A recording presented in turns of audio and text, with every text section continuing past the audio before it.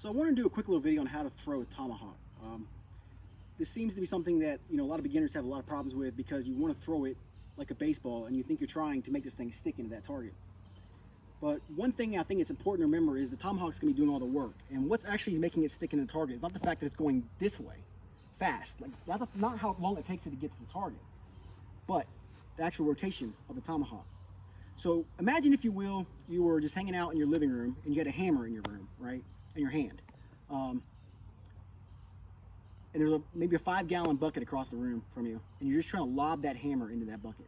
That's about the speed you want to throw the tomahawk with, or the axe for that matter, because the rotation is what's going to do all the work. So let me demonstrate. One thing I also want to take a little moment to demonstrate is the grip. A lot of people kind of want to grip it like this, and there's nothing wrong with gripping like that per se, but that can allow you less control over the rotation. So what I like to do is, instead of holding like this, I just take my thumb and stick it on the back of the spine here. So let me show you what that looks like, all right?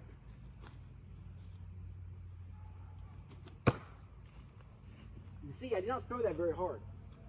If that was a target, even like this target, which is ridiculously hard here, I don't throw that one a lot because of how hard it is. It would still have stuck to that. Anyways, so one thing I want you to kind of imagine you're doing when you're doing this is, instead of thinking of throwing a baseball like we talked about, it's just a chopping motion like you're watching the Atlanta Braves, okay? It's this motion right here. So that might be slightly exaggerated, but that's what you kind of want to imagine you're doing with your arm. So as we're holding this here, it's just like this. Okay? Now, another big thing to remember is distance.